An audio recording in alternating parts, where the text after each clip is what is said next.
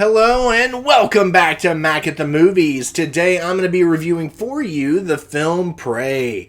This was released August 5th, 2022 by 20th Century Studios and directed by Dan Trachtenberg, who had also directed the film 10 Cloverfield Lane, as well as a couple episodes of The Boys and The Lost Symbol. This film stars Amber Midthunder, who plays Naru, Dakota Beavers, who plays Tabe, as well as Dane DeLegro, who plays the Predator. This film is a prequel to the original Predator film, well, all Predator films, essentially, but it is a prequel following the story of this Comanche woman and her tribe, Naru, her brother Tabe, and their tribe. And it follows Naru, who is striving to be this warrior. Currently, she's like a forager who is growing to become the next healer, but she finds a knack with tracking. She's a really good tracker, but she wants more than that. She wants to become a warrior. So, in my opinion, this has very much sort of a in a sense, Mulan vibe to it. That's what I gathered. I don't want to say that it was necessarily pushing an agenda by any means, but it definitely had the similar story of a woman to strive against what she's supposed to be. In this sense, she's supposed to be a forager. She's supposed to become the next healer, but she wants to be a warrior. And I sort of get that from Mulan. Like, Mulan's supposed to grow up to be this geisha or something, and she wants to be a warrior, take her place for her father. In a sense, that's the kind of vibe I get from this.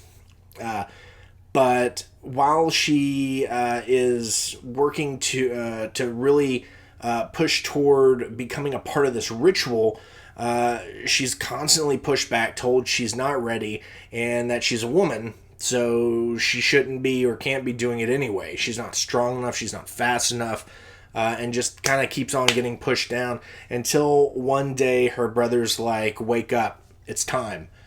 You're going to do it. And she fails, essentially.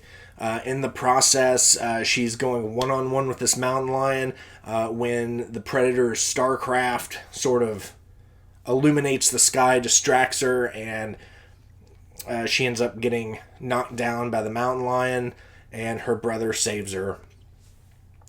But in that process, she's sort of pushed back. You're not ready for all this, regardless of what she said, regardless, to what she had seen, everything going on. She's not ready. She just needs to stick to doing what she's doing. So while she's out there foraging, she always finds ways and excuses to kind of get away from the rest of the group and do her own thing. Whether it be practicing with her tomahawk that she's using for foraging, or if she's tracking something, she's sort of taking that opportunity to better what she wants to do. And in the process of all that, she's trying to track the Predator. She ends up, the Predator chasing her, and she gets snagged by a snare left by some trappers, some French trappers or traders, whatever you want to call them. But she got trapped by some trappers, and it was right as the Predator was right on her, but realized that at that point she was just bait and he didn't want her. So he moved on, and the story continued. The rest of her tribe is trying to go find her, and does. And in that process, Predator comes, things happen. I don't want to give away too much, but that sort of rolls on through the rest of the movie. All in all, I thought it was a pretty good movie. I would say the thing that really brought it down a notch for me was the fact that it was really pushing that sort of Mulan story that I've seen before, and I feel like it would have been better if they had initially just set her up for that ritual of becoming a warrior. Like, everyone in the tribe is supposed to do it, and it just happens. Granted, that's not the case. 300 years ago, I'm sure if she stepped out of line, she would immediately have been pushed back into it, just because that's how it went. But I feel like if it was the given storyline that she was supposed to be a part of this as a member of the tribe, I think that would have gone better instead of just seeing what I felt was sort of a story that had already been told.